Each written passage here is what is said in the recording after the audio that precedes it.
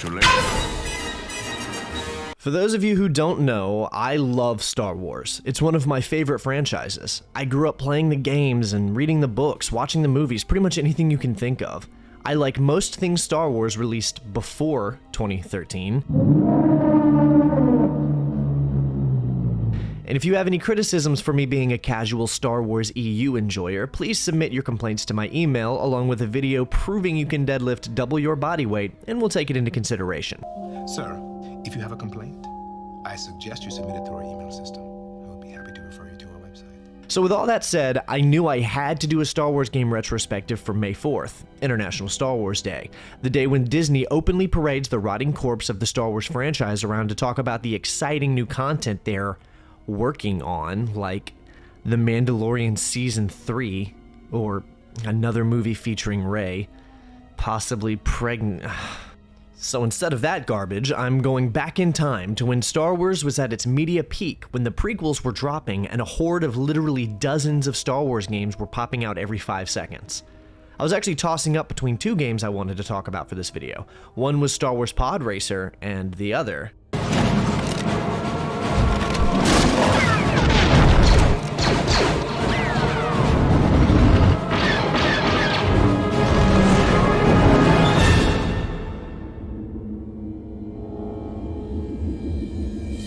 Going back as far as 1980 when The Empire Strikes Back first released, and in some cases even before, people were obsessed with Boba Fett because they thought he looked cool, and, well, that's literally it. Which, I mean, he did, but the problem was that he went on to die literally like 15 minutes into the follow-up movie. So people's desire to see Boba Fett be a cool badass was dashed and thrown into a Sarlacc pit, along with Boba Fett. Well, to make up for that, Lucas brought in Boba Fett's father in Episode 2, Attack of the Clones, named Jango Fett. And he got a little more screen time, I guess. At least he got to actually fight a Jedi, which was cool, but he also died right after that in literally the same movie. So to make up for that, the developers over at LucasArts followed through on capitalism rule number 1, find a need, fill a need. So Bounty Hunter was made, an entire game where the player gets to see the backstory of Jango Fett and rampage across the galaxy, capturing bounties, assassinating politicians, no really, and genociding entire buildings of Republic soldiers and gang members. Also a ton of other very interesting lore, like where Jango got his ship, the Slave One, where Dooku got the lightsabers that he gifts to Asajj Ventress in the Clone Wars series, and a ton of lore about death sticks. Man, all of that sounds really important to the overall continuity of the Star Wars series, and like it has a lot to add to the overall understanding and enjoyment of the second movie. Good thing it'll stay that way. Now, I know a lot of people have heavily criticized this game, but here's the thing. It actually kind of slaps. Sometimes. Well, it's really fun for the first half. It's exciting, and most importantly, it's endearing. Jango's character is expanded on in a meaningful way as we get to see him a little more relaxed and charming. The banter between him and his Toydarian handler, Rosada, is genuinely fun to listen to, and Jango's snide attitude comes across as engaging. Too bad none of it's fucking canon! It is amazing to me how much better a mid-budget 2002 video game for the PlayStation 2 is than the high-budget cash cow product schlock that Disney is oozing out to us. This is Star Wars Bounty Hunter.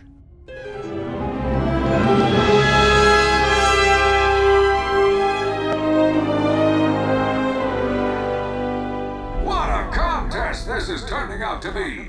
Outland Station hasn't seen a brutal beast fight like this in a long time! Our exciting new adventure opens with Jango in a gladiatorial ring fighting a... that thing has to have a name. A boarheck. So Jango is fighting a boarheck after knocking his target into the ring when trying to capture him and being attacked by the creature. This sends his jetpack flying and leaves him without a way to give chase until we put it down and start moving through the first area. The pit fight arena, I'll be honest, it's pretty weak opening level. This game has some really cool areas and dynamics, but the first level really doesn't show that, unfortunately. Anyone who knows anything about design should know that you put your best foot forward first.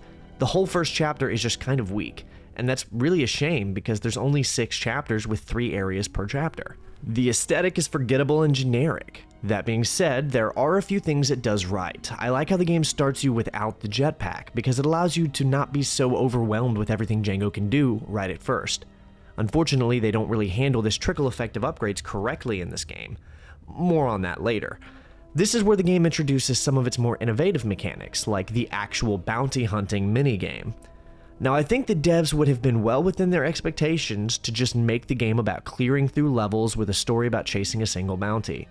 However, this was back when games were fun and creative, so of course they gave Jango a visor that scans for NPCs to see if they have a bounty on their head, how much it's worth, and whether they're wanted dead or alive.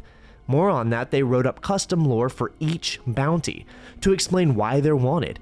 Even better, any NPC might be a bounty. I don't think it's randomly selected, but when you're playing, since they move around, it can be hard to guess who might be a bounty. Even the droids can have a bounty on them, which is fitting considering the opening of the original Star Wars was the Empire trying to find droids. The idea is phenomenal, the execution is less so. Bounty Hunter did not make good use of its button layout, so every time you want to scan an area for bounties, you have to scroll through Jango's entire inventory of available items and select the visor. Then you have to stand still and find the bounty, then mark them before you can collect. This would be fine if half the bounties weren't in combat sections. Standing still and being shot repeatedly while scanning for bounties kinda kills the bounty hunter power fantasy. Nevertheless, it's entirely optional, so you can just skip it. I still think it's a fun addition to the game that fits with the theme they were going for. I did it when it was convenient to do so, since your only reward for capturing marks is in-game credits, which you can't use on anything.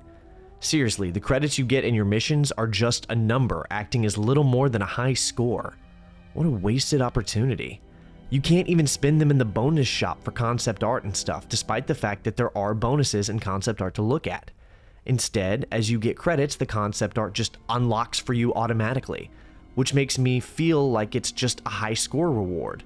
You can't actually use those credits to buy upgrades for Jango or anything either, which, again, goes back to what I was touching on about their huge misstep on the drip feeding upgrades, like most games do, which, let's talk about that now. After finishing the pit fight arena, we enter Chapter 1, Mission 2, Merchant Row. The aesthetic is fittingly grungy and gross looking, and this is where the game really starts to pick up. This level really brings in the Uncharted-like climbing mechanics. 3D platforming was still on the rise back at this time, so most action-adventure titles featured a healthy dose of climbing and platforming, which is suited here, especially with the interesting locales and environments you'll be exploring. I just wish they used a little more of it, since it kind of becomes obsolete once Jango gets his jetpack with the exception of a few later levels. It all becomes just constant jetpack jumping. Speaking of which, the first half of this mission has you running through the streets chasing down your mark. That is until you get to a merchant selling a speeder and your target Miko steals it and flies off. Think of how much you could haul with it. All right, look, I can offer 300, but that's it. 350. All right, 350. Hey! Somebody stealing my speeder!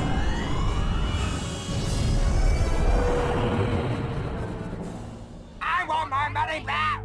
You bought it, pal. It's your problem now. Maybe you could go after him with this jetpack. I'll make you a deal. I don't have any money left. How about you? Interested in a jetpack? Barely a scratch on it. It'll look great with that battle armor. It's same color, even. I'll take that off your hands. How much you offering? Your life. Hey, I just found the thing. Don't shoot me. Take it. This is where Jango gets his jetpack back and gives chase. What I like about this section is that it really caught me off guard with how much verticality there was to this level that I had not noticed when playing through the first half. They really make you learn how to use this jetpack. However, instead of being a ceremonious scene where Jango is introduced to a new tool for the player to utilize, it just highlights what I think is the biggest problem and missed opportunity in the game. There is no way to upgrade your gear, because again, there's nothing to spend credits on. Jango has his iconic blaster pistols, which don't sound like his blasters from the movie for some reason, along with his saber darts, which he should not have yet since they're Kaminoan saber darts and he hasn't been to Kamino yet. Also a flamethrower. Then of course he has his visor and his fists to throw down when necessary. The problem is that it gives you all of these things right up front. There really needed to be an in-game shop in between areas, or hell, even in between chapters. Maybe have a little menu where we see Jango on his ship, whatever the hell this thing is. I mean, it's not the Slave 1, which is its real name. I'm not calling it the Fire Spray. You can forget it. It's a Fire Spray class ship. That's not its name. That'd be like calling the Millennium Falcon the YT-1300 Carillion Light Freighter. Doesn't exactly roll off the tongue, does it? Apparently, this ship is the Jaster's Legacy. It belonged to Jango's old mentor, whom we can see in the comic book series that takes place before this game. That's right, the game that's a prequel to the movie, that's a prequel to a trilogy of movies, has a prequel comic book series to expand upon this character even more. See, that's the thing about Star Wars. You want to talk about Destiny or Elder Scrolls lore? The old Star Wars EU is the most lore-dense and rewarding fictional universe to get into. Stay away from the Disneyverse, though. It's 97% trash. Respawn Entertainment is holding that new canon up on their shoulders right now. Everything in this universe matters and has a backstory, or at least it used to till the mouse chewed it up and puked out the new Star Wars that we're getting today. As I was saying, I'm thinking we should have gotten a little menu in between chapters where we see Jango working on his gear. This can act as a menu to refill saber dart inventory, buy new upgrades like the flamethrower, and longer-lasting jetpacks, which would have been so helpful later on. And even disposable weapons like the heavy repeaters. The sad part is, all of these things are already in the game, they're just not really used properly. You can find heavy repeaters and grenade launcher weapons in the game, just lying around waiting to be picked up. Make them buyable from an in-game black market instead. The same is true of saber dart ammo. Make the player refill his saber darts instead of finding them laying around, which again would be incredibly hard to come across since they're only found on Kamino. This would add actual reason for the player to collect bounties, so they can upgrade Jango, lock the flamethrower behind an in-game black market so the player is really grinding out those bounties and feels like a real bounty hunter trying to collect credits for their new upgrades. Hell, even add alternate Jango skins, like a Boba Fett skin and maybe one or two others. That would be awesome. Unfortunately, none of this is the case, and the player is just given all of these things up front at the start of new levels, or they are items scattered around for Jango to find. A small part of me actually believes this was the original intent for the game, but they ran out of time, so chose to make it an arcade adventure-like game without the extra mechanics. The reason I think this is because Star Wars Bounty Hunter released in November 2002, just 6 months after the theatrical release of Attack of the Clones, and just in time for the VHS release. Not to mention 1 month before Christmas, making it effectively a tie-in game that I'm sure publishers were hoping parents and grandparents would bundle with the VHS of Episode 2 as gifts, thereby accelerating sales. So while I see all this wasted potential, I know there was no way that LucasArts was going to pass on that kind of platinum release window opportunity. And honestly, I can hardly blame them.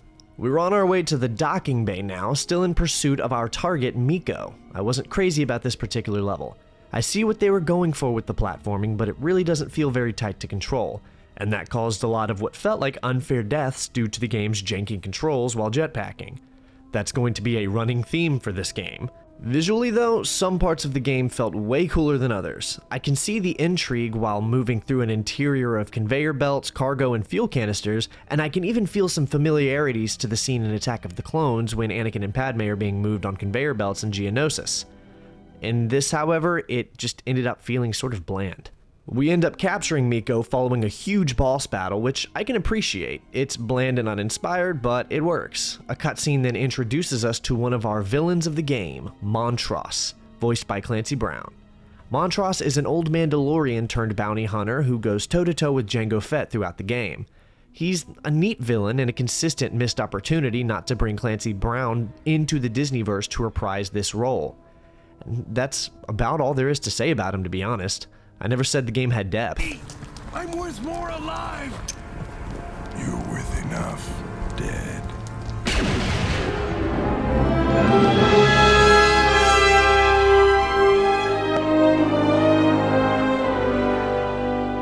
From a narrative perspective, this game is really only 5 chapters long, even though there are 6 chapters available. The real plot only begins after Chapter 1 is resolved, and Count Dooku contacts Jango to inform him of a high-profile bounty he refers to as a hunt. Well done, Jango. Miko's bounty, courtesy of the Correctional Authority.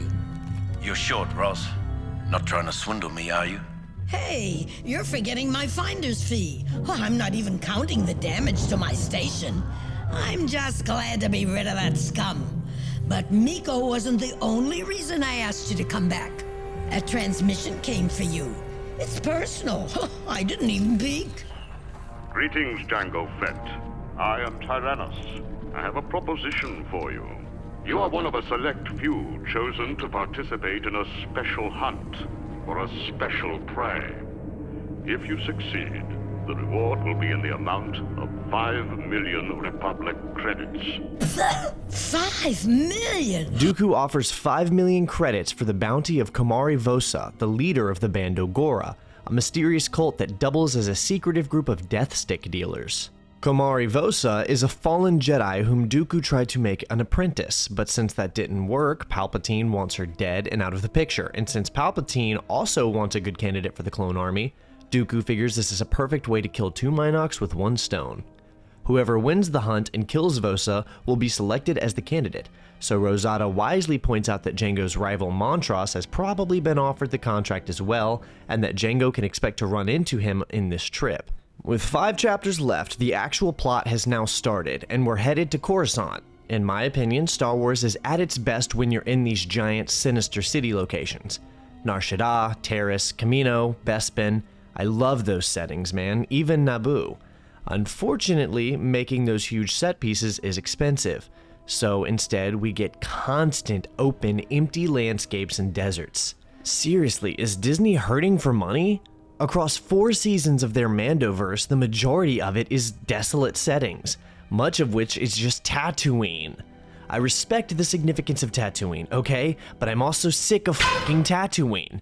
Don't give me anything about Jakku either, it's also just Tatooine. You know it, I know it. The only people who don't know it are the producers over at Disney because despite funding modern Star Wars, they've never seen and know nothing about Star Wars. I've gotten off topic. This game came out in 2002. I know by modern Zoomer standards you might be thinking this doesn't look good, but by 2002 standards this was amazing to see, especially so soon after Attack of the Clones. Like, we're actually on Coruscant. It's awesome and surprisingly well done too. This was the first time in the game you feel like you're actually skulking around and hunting bounties. The reason we're on Coruscant is because the Bando Gora specializes in death stick dealing, an industry of which our handler Rosada happens to know of a dealer residing in the entertainment district of Coruscant named Jervis Gloom. So our priority is to find Gloom and get him to spill his guts.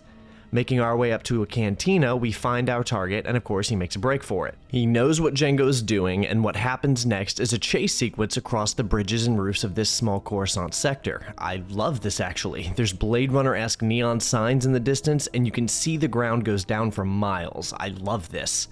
Jango doesn't play any games. He threatens anyone for anything. A low-life death stick dealer. Just came in here. A lot of people come through here, friend. Listen, friend. I'm giving you a chance to save your club. Please, don't shoot. I'm just a bartender. I don't want any trouble. I'm just trying to run a clean place, you know? I bet. Now where is he? He took a lift up to the casino. Call it down. Okay, I'll call it down. Hold on. Of course, Jango gets his mark, and he tells Jango everything. Gloom says he works for a distributor named Groff Hogg, whose operation isn't too far away from where we are now, taking us straight to Chapter 2, Level 2. The Industrial District. This is where we get back into that less inspired aesthetic of older Star Wars games. Most of them looked like this more than half the time. The big, boxy, gray metal rooms, lots of steel plating, pretty unremarkable overall, but this section... It's little segments like this that really remind me how much cooler video games used to be. This is a little difficult to get the hang of, but look how cool this looks. Nowadays, you don't even see set pieces this cool in Sony exclusive titles, but here it's just kind of thrown in as a platforming challenge. Now's a good time to talk about the combat. Jango can actually move around pretty fluidly. As you see, I'm utilizing dodge rolls, acrobatic jumps, backflips. It's really just a testament to how badass Jango Fett really is.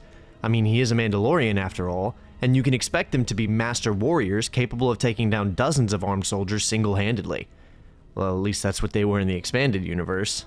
We chase Groff Hogg into the depths of these buildings until we end up somewhere pretty familiar. We get some cool nostalgia here in a carbonite chamber, hearing all the same little sound effects we heard in episode 5 as Jango confronts his nemesis, Montross. There's a cool fight scene between the two here, and it's pretty easy, but still a really cool setting for a mid-Chapter 2 boss battle. Also, I'm glad they let this confrontation happen, because after this, the boss battles get pretty bad for a while.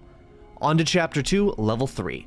So we learned that Senator Trell from the Twi'lek homeworld of Ryloth is actually corrupt and has been involved with the death stick trade for a while now. So let's go commit some terrorism and kidnap a galactic senator. This section is way more fun to look at than it is to play. It kind of tricks you into thinking it's going to be cooler than it is by sliding down the side of this building and jetpacking across. Jango literally butchers through dozens of Republic security forces while making his way up this building, so I'm surprised there wasn't a bounty on his head worth all of his own bounties put together after this.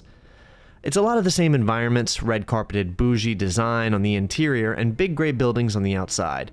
It's a cool enough level, but it just got old pretty quickly is all. Especially with how many of these security guards there are, it becomes obnoxious. Honestly, the best part of the level is that as you ascend, climbing up the platforms, you can see how far you've climbed by where your own ship is parked as it gets further away. Doing all of these things in a sci-fi megacity so far above the surface that you can see the clouds is the kind of wish fulfillment power fantasy that I've pretty much only ever seen Star Wars deliver. Jango dangles our dear senator over the edge of a Coruscant high-rise and coaxes the needed information out of him. Trell reveals that his underworld contact is a drug dealer kingpin Doug named Sebulto, which if you don't know what a Doug is, then go watch The Phantom Menace. Release the senator, or we will open fire! Do what he says, bounty hunter. Release him, now! As you wish. No, wait! I'm not a fan of this boss battle. We already did the flying vehicle boss battle in Chapter 1, and this one is the same thing but worse, and even more annoyingly, it can't be damaged by the standard blasters. We gotta do this climb and get this grenade launcher, and it's just really not that fun. Unfortunately, flying ship boss battles are becoming a staple of this game, and that's not a good thing. The set piece of the upper levels of Coruscant is really cool, but the level design is just bad. I do love how they let you just kill a ton of Republic soldiers for literally no reason other than that they're doing their job so Jango can assassinate a Republic senator. Jango Fett, bounty hunter and intergalactic terrorist.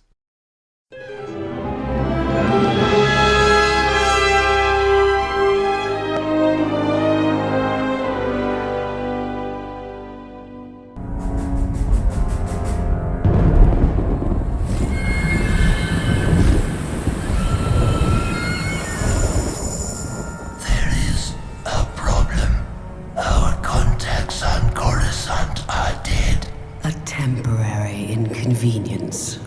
Smugglers and corrupt politicians are easily replaced. Our spies believe bounty hunters were responsible. It is of little concern. The location of this moon remains unknown to all but one of our underworld contacts. Nevertheless, we cannot allow any further disruptions. If these bounty hunters surface again, we will deal with them. We're a little under halfway through the game now as we begin Chapter 3, Level 1, where Jango is tasked with breaking into a prison to find and capture someone being held there. See, Jango is hoping that rather than having to blow his way into Sebulto's palace on Malastare, if he brings a bounty that Sebulto is wanting, then he'll be invited in. That bounty is named Bendix Fust, and he is being held prisoner on Uvu 4. This game is really bringing it with the set pieces too. Landing on an asteroid prison might be your typical sci-fi setting, but seeing it at a Star Wars game is just another testament to how fun this game manages to be on a consistent basis. So of course we gotta trek across this asteroid surface and literally murder our way into a prison. Jango is many things, subtle isn't one of them. The outside area really showcases the talent LucasArts was boasting at the time. Look at this huge valley area with the big gated watchtower out there. This is cooler than the majority of the Callisto Protocol, and that one had an entire game to make memorable prison areas. Without really knowing a better place to bring this up, one of the worst parts of this game I think was totally outside of their hands at the time, and that's Jango's blaster sound. And the movie, of course, his blaster has some iconic SFX work. But here, they seem to have reused a lot of the sound effects they'd been using in their other Star Wars games. It makes his iconic blasters feel far less iconic. I'm pretty sure this was because of how close the game and the movie were to release. They didn't actually know how the blasters would sound while in development. Anyway, we're inside the prison now, and this part does feel admittedly more uninspired than the outside, which is a trend you'll probably be noticing for the interior areas of this game. Unfortunately, it's just really hard to make boxy gray rooms fun and interesting, but this is a prison after all. Look, it's Zamwazel. You remember her, she's the changeling, and she just stole our bounty. Now we need to pursue Zam because she's got our bounty, and the mission is just more prison. It's not even that I'm getting fatigued at this point in the script, there's just not much to say about this level. It's a prison interior, you kill a laughable amount of prisoners and security guards while pursuing Zam. Like, this will go down as the Uvo 4 massacre when half the prison staff and convicts were all butchered by a lone bounty hunter. Finally catching up to Zam, we have to help her defend our ship, the Jaster's Legacy, before watching it be completely destroyed. Well, now we're stranded, so it's time for Plan B. Jango has to steal one of the prison's prototype security ships, a Fire Spray 31 class patrol and attack vessel. I both enjoyed and lamented this final level of Chapter 3. It's aesthetically really cool and makes you take advantage of the jetpack a good bit. Unfortunately, this game is just not super polished, so I died from things I couldn't control a lot. This huge area with scaffoldings is terribly impractical, makes no sense from an architectural point of view, and it's awesome, I actually love it. You have to use this area as a little hub while you locate 3 generator rooms keeping the asteroid shielded. It's what it sounds like. You go to the first generator, die, respawn, and then go back and blowtorch into the vent before blasting the power panels of the generator to knock it offline. Then you rinse and repeat that 2 more times, and you're ready to commandeer a new ship. As you're fighting through these hallways, you can actually see the last remaining Fire Spray 31 class ships in their respective hangars before finally getting to the one you're going to be taking. And the display of the ship's integrity and status in front of the door really reinforces that these are prototypes, and that they were trying to design them and tweak them still while monitoring them. All for naught, because Jango takes the ship, grabs Zam and the bounty, then flies off after setting the remaining 5 fire sprays to be destroyed, leaving him with the final model. It's a really interesting way to introduce Jango's ship and provide an origin story for where it came from. Makes watching the movies feel more rich, more full, more... This whole chapter has had nothing to do with the game. If you ripped Chapter 1 and 3 out of this game, the narrative would be completely unaffected. You never want that as a story writer. I like the lore, Zam Wesell's introduction, the backstory for the ship, but none of it has anything to do with the actual plot of this game. So let's get back to that plot, shall we?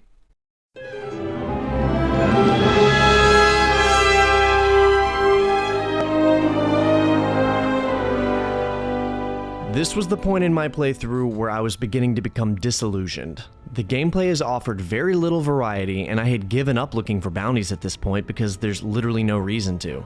I'm in it for the story now, and Malastare is brutal. This forest section is really testing the player by this point. We're introduced to Nexus here, which you'll recognize from Attack of the Clones, reminding us again that this is a tie-in game. These things are brutal. They will shred you, and if they get you down, you pretty much can't get back up. There's thugs everywhere down here guarding the upper areas. You don't see as many Dugs down here because they naturally prefer to live in the elevated areas. Because I'm a nerd, I can't help but love seeing this lore though. Learning and seeing the homeworld of Sebulba is so interesting, especially through the lens of a bounty hunter. It's cool to have a damp forest section here, and the verticality is again pretty cool. There's a lot of mountains and cliffs that help to emphasize that we are indeed on an alien world, and the caverns we pass through help to continue to reinforce that. You might be wondering how we ended up fighting our way to Sebulto's palace when the entire point of going to Uvo 4 was to get a bounty for Sebulto to prevent us from having to do exactly this. Well, Jango tells Zam to take Fust, the bounty, to Sebulto while he sneaks into the palace because they didn't think this story through very much. I don't know how to prove it, but they were either designing these levels before writing the story, or had to rewrite the story later to fit the levels, because the story explanations for why these things are happening they aren't just thin, they're stupid. Jango chooses to fight through a forest of gang members for literally no reason. There's nothing notable about this area either, other than the wet forest look and the sniper rifle. Yeah, we get a sniper rifle to use, which is a new mechanic, and you can complete every area without it so much that I kept forgetting I had it. It does make some areas easier, and this level was clearly designed for it, but it would have been so much more rewarding if there had been a black market to buy the sniper rifle for this mission. And like a line of dialogue that talks about how Malastare is filled with chasms and long distances, and how a sniper rifle could come in handy. Instead, the game just gives it to you, and I barely used it until Chapter 4 Level 2. Speaking of, Level 2 does spice things up a bit. The environment goes from wet forest to elevated mountaintops, which is a welcome change of pace. It's really cool to move along these mountains and does provide a sense of scale to the planet you're currently on. Though the first chunk of this level, you're going to be scaling up the side of said mountain, and providing ways for Zam to follow behind you. It's like an escort mission, but not painful since Zam doesn't die, or at least she didn't with me, and I wasn't really trying to keep her alive or anything, so I assume she just doesn't die. Where Bounty Hunter falls short, it tends to make up for in its fun locations like this. I was getting stuck in a few places where I couldn't figure out where to go, which caused me to wish I had some kind of objective heads-up display or something, but I've since gone back on that desire. The places I was getting stuck ended up being more rewarding than when I figured them out, and if it took too long, I'd just look up what to do, something I only did a few times because I don't have all the time in the world to spend playing this game. But the exploration did give a welcome break from the constant shooting and jumping, which this game has too much of as it is, so I'm fine with them not putting arrows to tell you where to go. We do eventually make our way to Sebulto's compound, where we have to kill some gunners and run up some windy pathways and bridges. The nice thing about Dugs is that they're easy to kill. The bad thing is that they're harder to hit. I kill them all the same, but you gotta watch out for those green turrets, man. That's basically instant death. The last bit of this level has you running across these wooden bridges which can actually be destroyed under you and cause you to fall to your death. It's a cheap trick. Finally, after breaking into Sebulto's chambers, the little creature is revealed, ranting and screaming about having been betrayed. Jango does what Jango does, and the Dug does what Dugs do. We, of course, must chase that thing down this escape hatch, so here we go. On to Chapter 4, Level 3.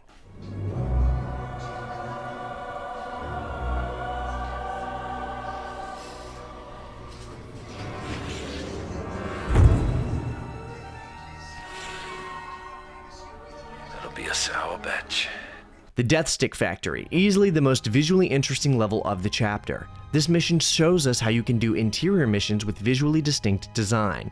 Gone are the gray boxes, replaced with ashen blacks and reds to show off that they're using this underground area to make death sticks. I love how this whole area looks. It was sort of a relief after too many missions of greenery and Dug shacks. This is the best interior of the game so far, bar none, and it presents a fair challenge. There's some platforming, but since everything is so square and smooth for the factory aesthetic, it's not too hard. I enjoyed this section actually. It was fun flying around this factory area.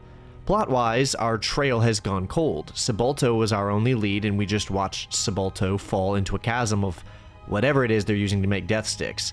So Jango's only option is to keep pushing deeper into the factory and try to find something to go on. And since everyone here is trying to kill him, I assume he figures he'll just keep stacking bodies until something happens.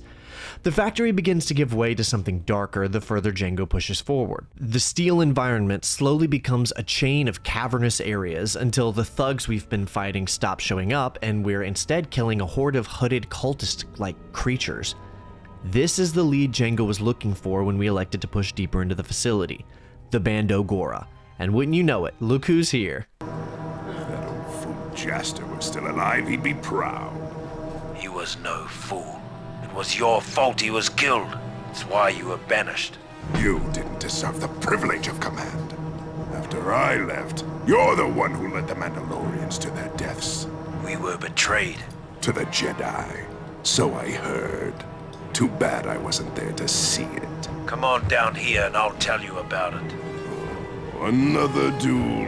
You're beginning to bore me, Jango. So Montross is here, once again trying to one-up our boy Jango as they prepare to begin a duel, and instead of an interesting boss fight like the first Montross battle, we get another vehicle boss. This isn't just getting old, it's getting lazy. Thankfully, it's a really easy boss battle, so he goes down pretty quickly. Space stations, cityscapes, asteroids, prisons, tropical planets, and underground factories.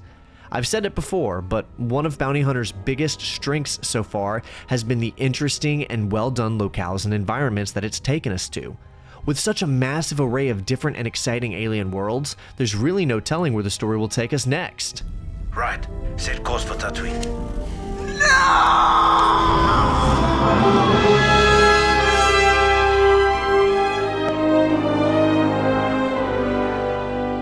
I don't know if it's because assets are available from previous games, or if it's because it's such an easy environment to create, but Star Wars media just cannot help itself. Grab any piece of Star Wars content from a bin, and there's like an 8 out of 10 chance it features Tatooine. And if it does feature Tatooine, it's probably not one of the better products. Ask yourself what your favorite Star Wars movie is. Well, if you answered either of these two movies, then you just picked one of the only two movies in the series that doesn't feature Tatooine. No, I'm not counting the Disney movies, and neither should you. There's a reason the two best movies don't have Tatooine, and that's because Tatooine sucks. It's a barren desert planet with literally nothing of note on it, which was perfect for A New Hope because it was supposed to be a backwater planet nearly no one knows or cares about. There's nothing on Tatooine. There's no reason to go there unless you're trying to get lost or deal with the Hutts and their mining operation located there. That is literally the only reason someone would go. Pod racing, maybe, but there's way better places to go for that than Tatooine. I mean, if anything, it's probably worse here than other planets because the color palette of the tracks is limited to orange and slightly darker orange. The only reason you'd watch pod racing here is that it's one of the only real pastimes for residents of Tatooine to experience, which is why even in The Phantom Menace, it looks like the viewers are less than an average football game. So despite being a backwater nowhere planet where nothing of note should happen or matter, everything in the Star Wars universe seems to want to go back there. Even the Yuuzhan Vong left this place alone. That should tell you something. Anyway, here we are. Just to confirm my suspicions, this is the worst chapter too. All three of the missions are awful. So Jango wants to know which of the Hutts on Tatooine is working with the Bando Gora, and in order to verify this, he's going to need to bring them something in exchange for that information. Rosada tells Jango that there's a bounty on an outlaw named Longo Two Guns. Yes, Longo Two Guns. So Jango needs to kill through the entirety of the town of Mos Gamos until there is no one left alive. This is the second boss battle in the entire game where we fight an actual living thing and not a floating vehicle. And they used it on Longo Two Guns. This mission is just painfully boring, and this boss battle is forgettable. But I'll say one thing, it's forgivingly easy, because in terms of suffering, we're only just beginning. After turning in the bounty on Longo Two Guns to Jabba, the Hutt is pleased with this and gives Jango the answers he was searching for. Turns out it's not Jabba working with the Bando Gora, but he believes his rival Hutt, Gardula, probably is. Jabba tells Jango how he can sneak into Gardula's palace, and even says that if Jango eliminates Gardula, he'll consider it a favor to him. Jango accepts this offer and leaves to head out to Tuscan Canyon, Isle of Misery. This section, out of them all, was the bane of my existence. This was the point where the game just gave up trying to be fun and straight up executes Order 66 on your ass. It's filled with awkward platforming and littered with Tuscan snipers. I'm pretty sure this mission took me 3 hours and might have been enough to make me just stop playing if I wasn't doing a video on it. There are a ridiculous amount of gaps you have to clear using your jetpack, and it never feels like you have enough fuel. There's snipers everywhere that you can't really snipe back at, or at least it's not very efficacious to try, because despite having a sniper rifle, if you can see them, then they can see you, and you're going to take like 4 hits before you kill them. I found it's best to just try and sprint through them, blasting them as you near them. The environment itself is of course forgettable because it's f***ing Tatooine, so the level feels even more arduous than it otherwise would, because it sucks and is ugly to look at and is just so long. Oh, and while I'm at it, let me talk about the rocket guys. The worst part about these is that when the rockets hit you, it knocks you down into like a staggered state, so Jango can't get up for 5 seconds. If you end up in this position, you're dead, because you're going to get piled on by other rockets and blasters. Removing this one feature from the game would have made it immensely more fun and fair. I understand the idea in theory, but having Jango get knocked down for 5 seconds at a time and being unable to move is instant death almost every time it happens. Then there's the cliffs. Remember back in the Death Stick Factory how I said that despite having to do a ton of platforming, it was okay since the surfaces were flat and square? Well, the reason I made that distinction is because Tatooine showed me what it's like to try platforming on rounded surfaces, and it was killing me. A lot. I played this level for what I think ended up being around 3 hours, which encompassed my playthrough of like the whole first 2 chapters of the game. And that's just... I don't want to be on Tatooine anymore. Don't leave me here, Jango. Gardula wants to feed me to her crate dragon. Finally getting inside of the palace, we find Zam being held hostage by Gardula, begging for Jango to free her, to which he says he might do later. Zam freaks out about this and calls the guards on Jango to get him captured. We are taken captive by Gardula the Hutt, and she throws Jango into an arena with a crate dragon, which is a really cool set piece, probably the coolest thing you can do on Tatooine, if not the only cool thing you can do on Tatooine, which is why it keeps happening. At first I tried to fight these Gamorrean guards, but I realized very soon that it's pointless and chips away at your health, so now I just run past them and cut through this vent. While I'll admit that the flat terrain and lack of platforming is a welcome relief, nothing can help the fact that Gardula's palace is just a series of Tatooine aesthetic hallways stuffed to the brim with thugs and goons that Jango just absolutely genocides. I'll say one thing, it really helps to add credence to how Jango was able to go toe-to-toe with Obi-Wan, a trained Jedi Knight, and get the upper hand on him, because he's a genocidal maniac who stacked more bodies by the end of this game than Obi-Wan had at the end of the Clone Wars. There's not much more to say than that it really is just a series of hallways till you get to Gardula's chamber, where Jango gets the information he needs and then feeds her to a crate dragon. I don't even mean it like implies it, I mean we actually see it happen. Video games used to be way cooler. LucasArts titles go hard. We then get to kill the crate dragon. It's a decent boss battle, at least it's not another vehicle boss, but it's forgettable, kinda ruined by all the rocket soldiers everywhere to be honest. On our way off Tatooine, Jango tries to contact Rosada only to be answered by Montross, who basically tells Jango he's about to kill Rosada. Jango speeds back to her space station and finds her bleeding out as they exchange some last words. Montross set charges around the station to try to blow Jango up, so Rosada tells Jango he needs to leave immediately and gives him the coordinates to Komari Vosa's location. Strap in, kids. We're headed to the final chapter. I have underestimated this bounty hunter, Jango Fett, and the one who shadows him. It is time that the hunters become the hunted. Kill them. Kill them now. Bring me their bodies.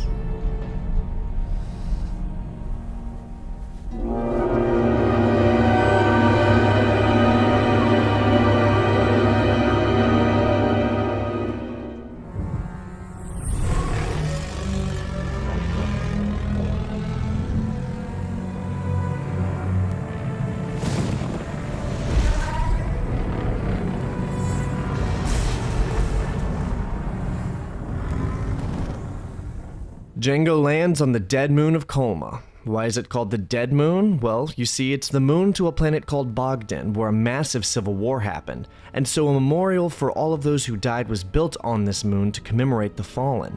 Also, no one has been to this moon in who knows how long, since the Jedi Civil War maybe, because the temples and memorials here are completely desolate. Does that extra lore matter to this game? Nope, but it's kinda cool though. Visually, Kolma sets a tone very quickly with a sinister and dark atmosphere. Too dark, as in I was struggling to even see anything half the time I was playing this level. You get to fight an insane amount of Bando Gora in this mission. They are everywhere. Fortunately, you can just burn them to a crisp with the flamethrower. The first few times I was playing this mission, I was really trying to go through it atmospherically, but quickly realized that's not an option. Now is a great time to address the difficulty. Star Wars Bounty Hunter is punishing. Like, the first 2 chapters lull you into a sense of safe enjoyment before things in Chapter 3 start to let you know that this game is not playing anymore. Come Chapter 4, you're getting pancaked by platforming sections and an overabundance of enemies. Seriously, this is a great game for like Dark Souls players or people who love punishing games. This is the mission that encapsulates all of those woes. The vindictively placed snipers who clip you to pieces, the finicky platforming, the over-ridiculous number of enemies. It's brutal, dude. Not quite as brutal as Tusken Canyon, I'll say that's the worst level by far, but still brutal. I had to replay this level like just shy of 6 or 7 times, and when I say replay, I mean I ran out of lives that many times. And you're given 5 lives before you have to restart the level, which means I died something like 30 or 35 times, which is still less than I died on Tatooine in Tusken Canyon. Speaking of Tatooine, the biggest saving grace of Kolma is that despite being really difficult on the first level, it's got a really cool aesthetic. The level design is made up of misty old temples and catacombs. You can see the moonlight shining through the dense foggy sky in some parts, and it's just a lovely level. You might be thinking, Evan, didn't you say that this was the moon? It is. It's a moon of Bogdan. More specifically, as our protagonist puts it, us on one of the moons of Bogdan. That's right, Bogdan has 20 moons. We can't see them all from here, but that's why we're still getting moonlight and we can see more moons in the sky. At the end of this level, we have to navigate this lake of poison liquid, or maybe it's some kind of superheated fog. I'm not actually sure, but Jango can't touch it without taking some health off, and trust me, you're going to need all of it that you can spare. And finally, once you make it through the hordes of Bando Gora, the sniper-infested temple ruins, and the acid lake filled with even more Bando Gora, you jetpack across this bridge and face your final encounter with Montross. Montross. Been waiting for you, Jango. Thought you might not make it. Don't write me off until you watch me die, face to face. You've come to the right place for a burial. You first. The money means nothing. The thrill of the hunt drives me. The moment my prey begs for mercy. The moment I take his life. You know this better than anyone. We're the same. You and I. Now you're just being mean. You're going to shoot me in cold blood? It's not very sporting. Not your style. Not the Mandalorian way. You gave up our ways, remember? For you, I'll make an exception. Just like old times, Fett. You and me, man to man, face to face. Only now we do this to the death. May the best man win. I am the best. Always was. We'll see about that. The dialogue here is really fun. I love how it's kind of lore-heavy to the Mandalorian ways and the Jango Fett comics, which I'll get to that later. It's time for revenge, and we finally get a real boss battle. This is round 3 with Montross, and it's just 1v1. It's really easy, to be honest, but it's just nice that it's a real human boss and not a vehicle. Something I will say is that I was in panic mode during this battle, and not because of the boss himself, but because I was on my last life during this gameplay, which means if he had killed me here, I had to start the whole level over again. And I'd been grinding away at this one mission for over an hour already. And I'm not even going to front, I was ready to be done with this game. I love Star Wars and I really like pretty much anything set pre-Disney, but this game does not offer enough variety to justify its immense difficulty. So Montross is defeated and Jango leaves him to die by being eaten by Bando Gora cultists. Jango! Come back! Fett! Damn you! Finish me!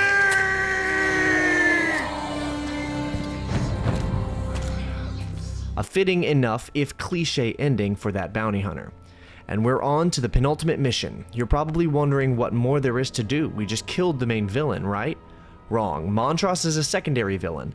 The real villain of the game is Kumari Vosa. Remember, I talked about her earlier.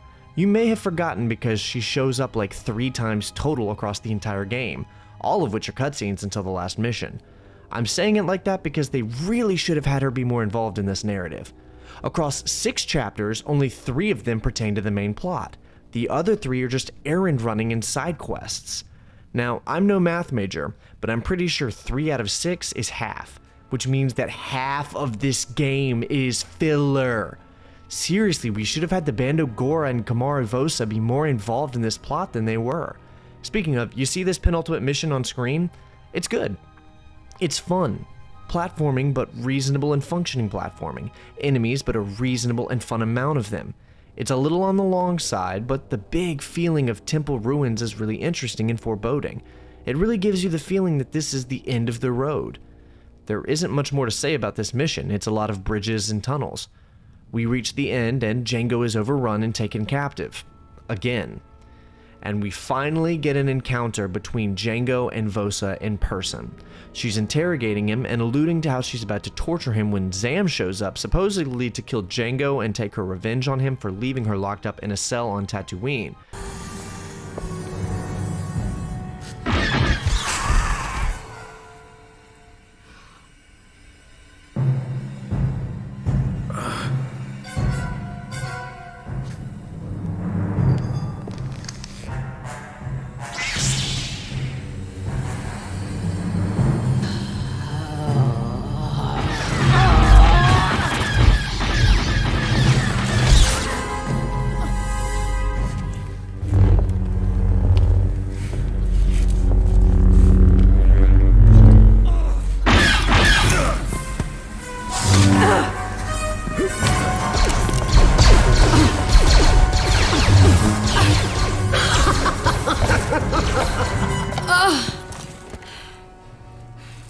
like she's all yours, Jango. We're even now. Save your strength. Stay here.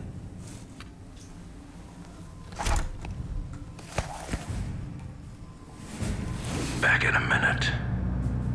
But after Vosa reveals her lightsabers, because you apparently can't have a Star Wars game without lightsabers, and lunges at Zam, then Zam realizes she can't handle Vosa and shoots off Jango's bindings. Now it's on. Jango versus a Dark Jedi. Yes, she's a Dark Jedi, not a Sith. Yes, there is a difference. I'll go into that in a more appropriate retrospective later on, not this one. The final mission is mercifully short and easy. You kind of chase Vosa through these catacombs and tombs, and you have to butcher your way through a couple hundred more Bando Gora standing between you and her. There isn't too much platforming, just corridor killing until you reach the final chamber.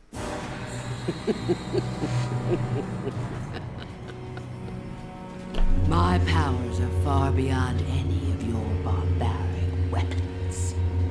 This is where your hunt comes to an end. Maybe you should turn back now.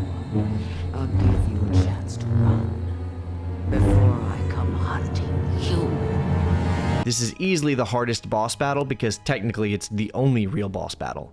Throughout this video, the things I've referred to as bosses are really just blaster sponge enemies that you shoot until they die. Vosa actually has a moveset that you have to learn and adapt to. Technically, you can just shoot her to death, but even then you'll have to be strategic about when you shoot her because she'll just deflect your blaster shots back at you. The best way to handle her is to bind her and then chip away at her health, a technique which he would later also attempt to use on Obi-Wan Kenobi a few years after this.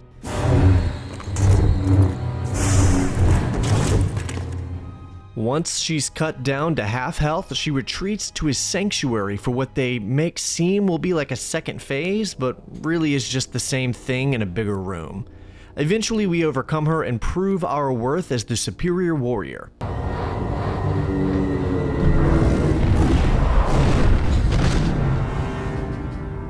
Jango is hesitant to finalize her death, considering taking her in alive, before Dooku shows up right behind Jango and force chokes her to death. Jango is confused at first, wondering why he was needed for this if Dooku was there the whole time, before Dooku explains that this whole thing was designed to find a candidate for cloning an army. I'll collect the reward now. Of course, of course. 5 million, was it? Or much more, if you'll come with me to Camino to be cloned. You want to clone me? Imagine an army of clones, the training of which you will oversee.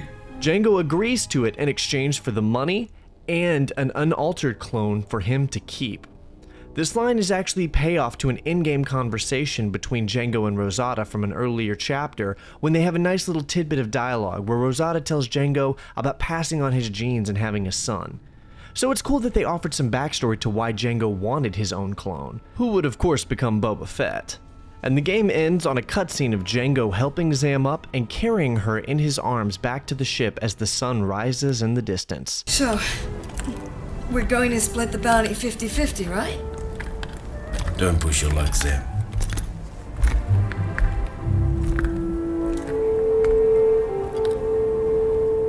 It's like this game forgot for a second that Jango is going to murder her later. And that's it. Star Wars Bounty Hunter. As a tie-in game released in 2002, I genuinely do like it. It's not the best Star Wars game, but it's far from the worst. Its strengths are the locales, environments, and contributions to the universe's lore in a meaningful and exciting way. Its weaknesses are its inconsistent difficulty, repetitive gameplay, and lack of variety. Once the game is over, it's over. What I mean by that is there's not really any replay value in my opinion. If you collect bounties, your credits turn into concept art that you can look at in the extras menu, which is neat, but not worth hunting bounties for. The only other extras are the prequel comic series featuring Jango and Montros's backstory before the game happens, and a series of blooper reels from the voice actors that they went in and animated the character models to. You've come to the right place for a burial. There's something in my nose. I'll close the... Oh, I was going to ask you one thing. Can I do a little physical as if I'm shutting them? Yeah. I'll close the hangar. I'll close the, where is it? I'll close the hangar blast doors. That should hold them for a little while. Which were fun to look at, but I struggle to understand why any development time and budget at all was given to that over adding more content. I like the addition of the comic though, that was a good call. All in all, Bounty Hunter feels like a worthy addition to the Star Wars universe, and after experiencing it all the way through, flaws aside, I can already tell it's going to affect my viewings of the prequels going forward. Thanks for sticking with me through this adventure. If you enjoyed watching this video, then leave a like to help out with the algorithm, and also comment me your thoughts and experiences with the game itself. Have you played it? And what did you think of the game if you have? I am planning to do just so many more Star Wars retrospectives, to the degree that I'm genuinely concerned I'll accidentally become a Star Wars channel. So stick around for that if you're a fan of the series, and leave a comment with a suggestion of a game you'd love to see me do. And being announced in this video, Ruby tier patrons to my channel will get sent this stellar Come Visit Tatooine t-shirt to commemorate my immense hatred of that planet. It's the same thing as the other tiers, just with a t-shirt and more money for me. Look, I'm just a simple man trying to make my way in the universe here.